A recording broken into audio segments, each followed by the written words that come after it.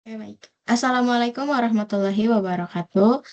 Perkenalkan kami dari kelompok Opportunity. Di sini kami akan menjelaskan tentang laporan hasil dari usability testing kami dari aplikasi Skedo.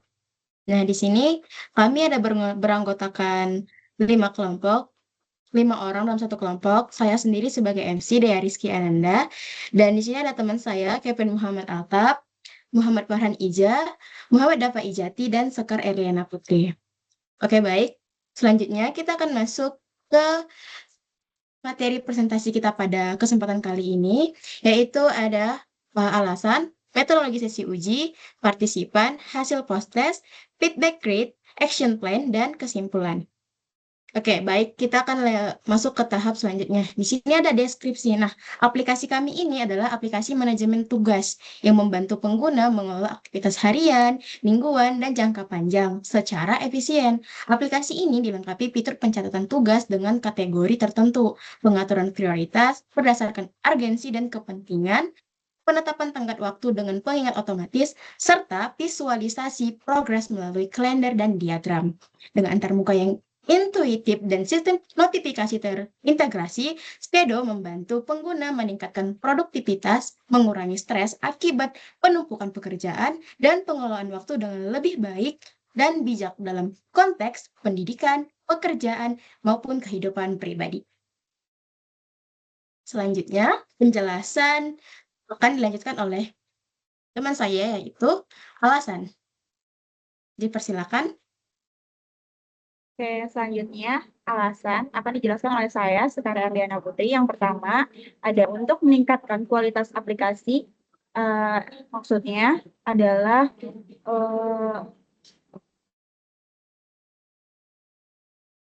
pengujian bisa membantu menentukan masalah, kebingungan, atau keluhan pengguna. Yang kedua, untuk memastikan desain intuitif, yang berarti kan pengguna yang kesulitan dalam mengatur atau menggunakan fitur Skedo, maka aplikasi ini akan menjalankan fungsinya dengan baik.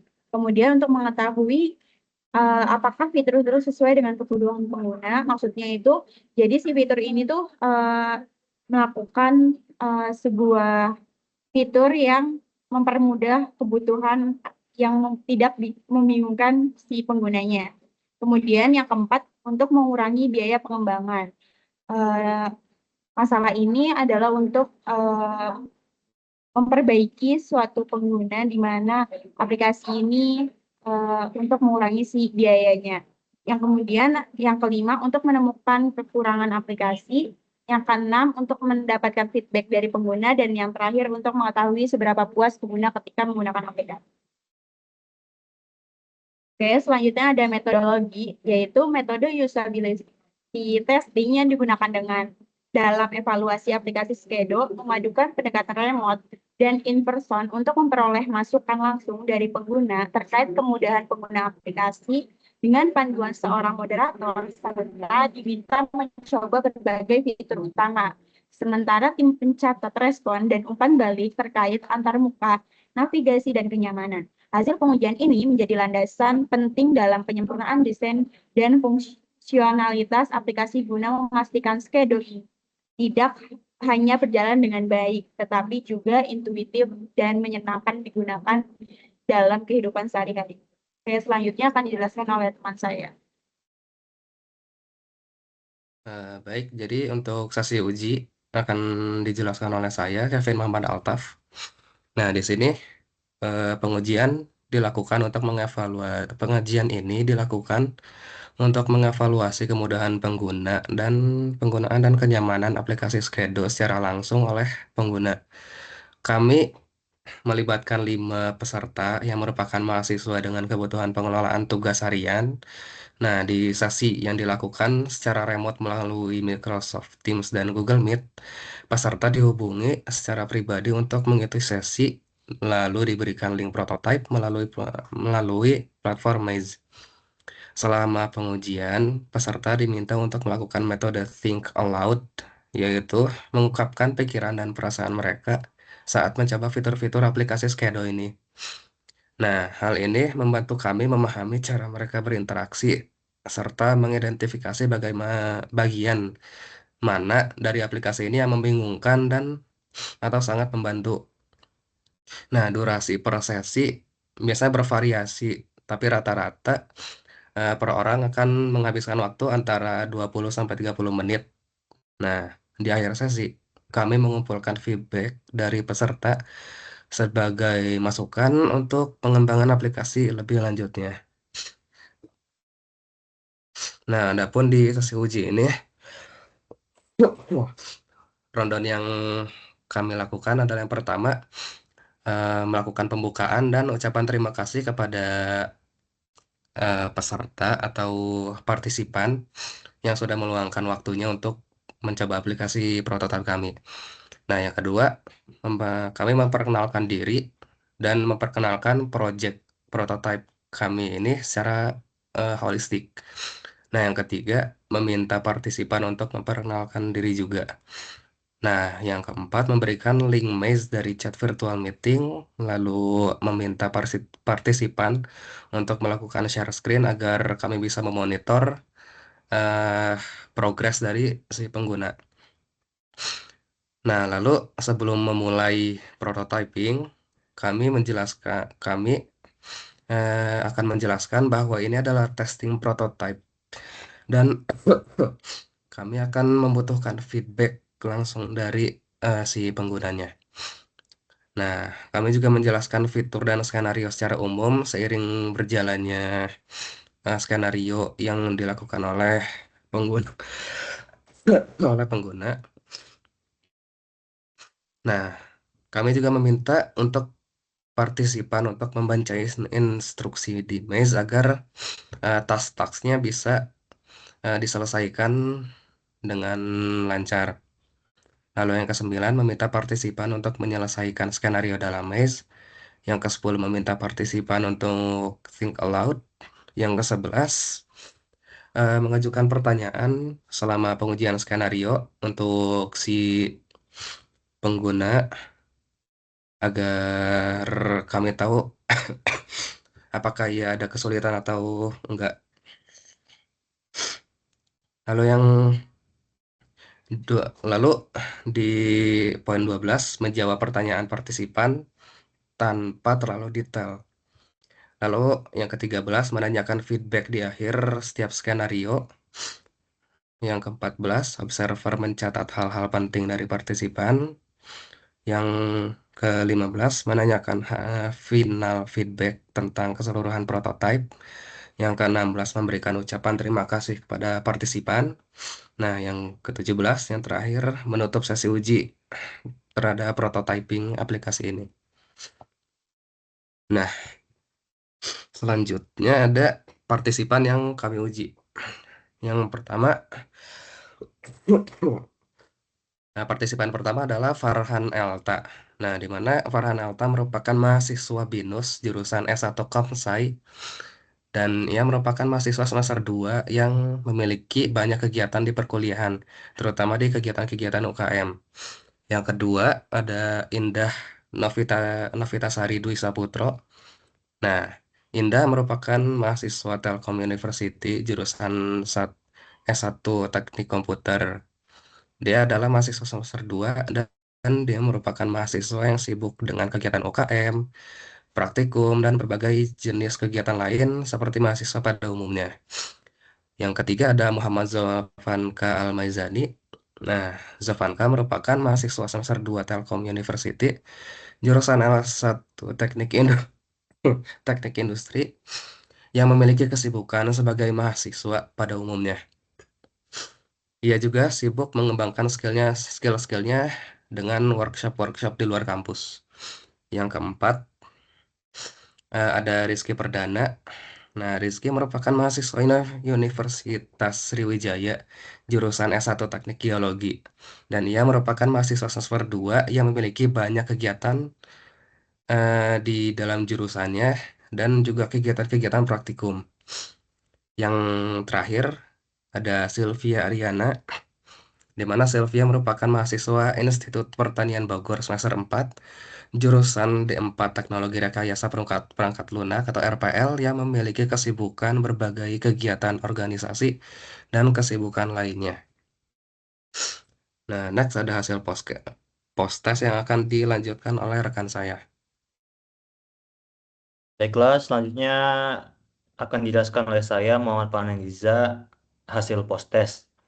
Berdasarkan hasil survei post test yang kami berikan kepada partisipan, setelah partisipan menyelesaikan semua skenario di website MES, kami mendapatkan bahwa 5 partisipan yang telah melakukan usability testing pada aplikasi Skedo merasa bahwa aplikasi Skedo memiliki tingkat kemudahan atau kesulitan di tingkat sedang, sehingga partisipan masih dapat menggunakan fitur pada aplikasi Skedo.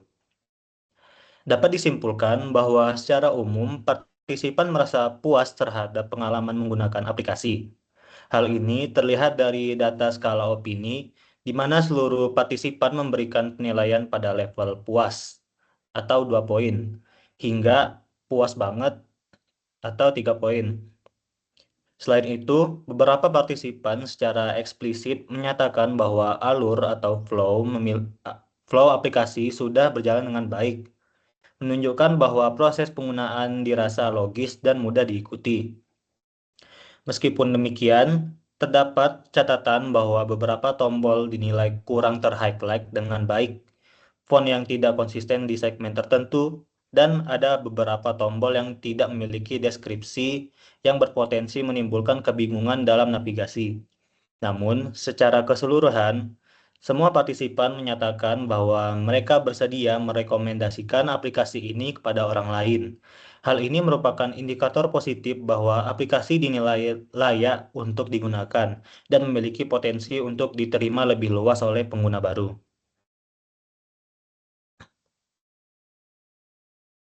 Di sini ada feedback grid yang terbagi menjadi 4, yaitu likes, wishes, question, dan ideas.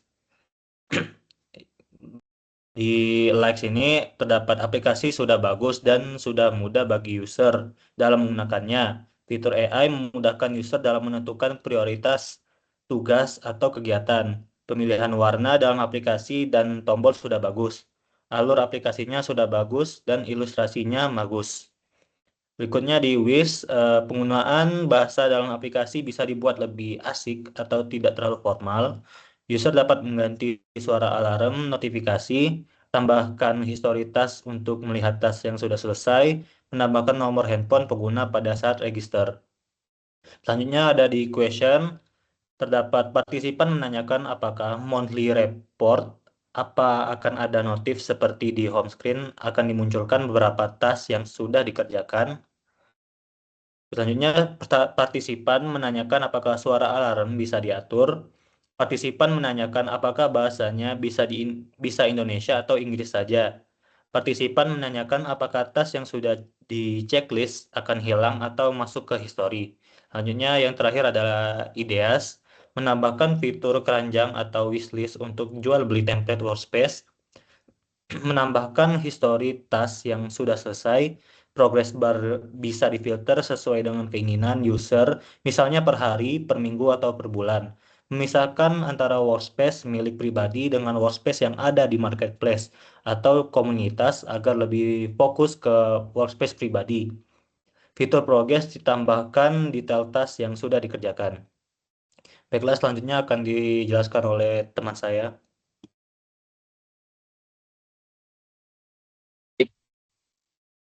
Saya perkenalkan diri terlebih dahulu. Nama saya Muhammad Afrizati. Di sini saya akan menjelaskan terkait action plan perbaikan desain dari yang kita lakukan berdasarkan dari feedback grid yang sebelumnya sudah dibuat. Jadi awalnya di sini yang pertama adalah mengubah layout desain checklist per task. Bisa dilihat di sebelah kiri itu ada before yang dimana checklistnya itu masih di sebelah tombol, masih di sebelah label title. Terus yang afternya itu dia checklistnya ada di sebelah kanan sehingga dia itu udah nggak berarti ke title si tasknya. Boleh lanjut. Untuk yang kedua yaitu menambahkan tombol untuk melihat completed task. Seharusnya di sini karena yang sebelumnya itu di before dia masih belum ada tombol buat klik story. Bisa tolong kembali ke sebelumnya.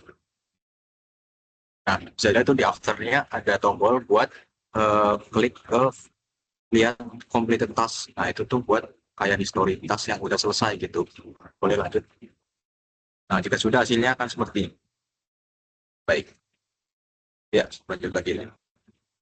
Untuk yang ketiga yaitu mendesain ulang fitur progress karena dirasa fitur ini yang paling banyak komenannya, terus juga yang agak sedikit berbeda dari desain tampilan lainnya yang awalnya seperti yang di kiri itu, lalu udah jadi lebih bagus lagi di yang sebelah contohnya di sebelah kanan, yang dimana secara layout sudah sama seperti fitur-fitur lainnya, dan juga kita mendengarkan feedback untuk menambahkan detail tas yang sudah dikerjakan di minggu tersebut. Baik, lanjut. Lalu yang keempat ada story dan si detail pada profil, dikarenakan banyak orang yang susah buat melihat tombol history sama si benefit itu, jadi akhirnya kita perbaiki dengan memperbesar label ataupun tombol ini. Bisa dilihat di sebelah kiri itu masih kecil, terus di sebelah kanannya pas after dia sudah lebih besar, dan juga kita mengubah sedikit untuk tombol si detail ini. Boleh lanjut. Nah, lalu yang kelima ini ada mendesain ulang tombol edge pada workspace. Jadi sebelumnya ini juga sama kasusnya, karena partisipan itu agak kesulitan dalam mencari tombol edge karena dia kursinya kecil dan juga dari kanan atas. Lalu setelah itu kita ubah menjadi ada di sebelah kiri, yaitu yang menyerupai kayak WordPress sama Edge, cuma di situ ada tulisan Great WordPress dan juga warnanya berbeda agar dia itu lebih stand out. Baik, lanjut Pak. Nah, lalu kita juga memisahkan antara bagian workspace ini dan workspace juga lebih. Ini juga mengikuti saran dari partisipan yang dimana ini dilakukan agar sebagai kita itu lebih terfokus kepada workspace pribadi mereka, ketimbang ada dua yang kayak di sebelah kiri itu ada workspace sendiri, ada juga ada workspace milik orang lain. Akhirnya kita pisahkan, ini pada dipisahkan di atas itu ada tab My Workspace dan juga community. Yang My Workspace untuk workspace pribadi, dan juga yang community untuk other workspace atau workspace milik orang lain. Lanjut. Selanjutnya kita juga memperbaiki visual hierarchy pada tool workspace yang dimana sebelumnya terlalu banyak tombol ataupun terlalu banyak yang berwarna ya, jadi user itu mereka pikirnya itu tuh bisa dipencet, padahal aslinya itu cuma bisa mencet salah doang. Cuma udah kita benerin, jadi dia itu lebih simpel dan juga hanya sedikit yang berwarna ya, agar ini tuh memudahkan si user untuk tahu gitu setelah ini flow-nya kemana, seperti itu.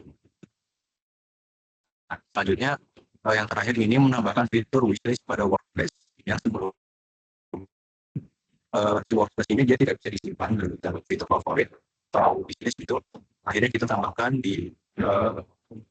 fitur sendiri untuk yaitu favorit ataupun wishlist pada workspace agar bisa dilihat oleh user. Lanjut.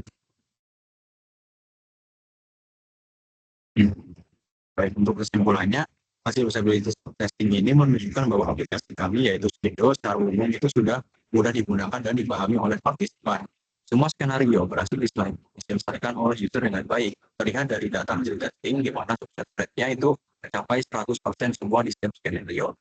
Meskipun beberapa fitur itu masih menimbulkan kebingungan ya, seperti yang tadi sudah dijelaskan, karena elemen visual yang kurang jelas. Tapi terlepas dari itu, partisipan merasa puas menggunakan aplikasi dengan skor yang tinggi, dan juga semua menyatakan bahwa mereka bersedia merekomendasikan aplikasi kami ke teman-temannya.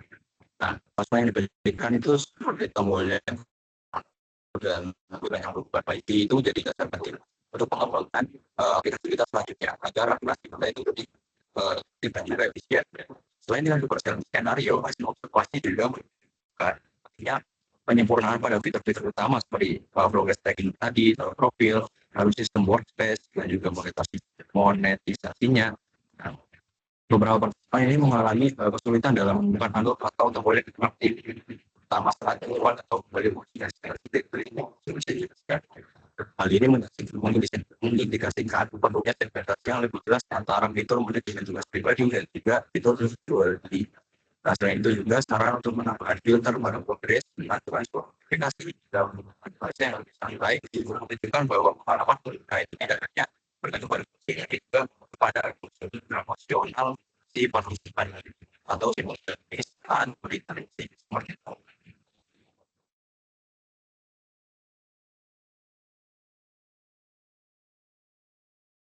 Ya, baik. Terima kasih kepada teman-teman yang telah menyampaikan penjelasan dengan sangat baik dan sempurna.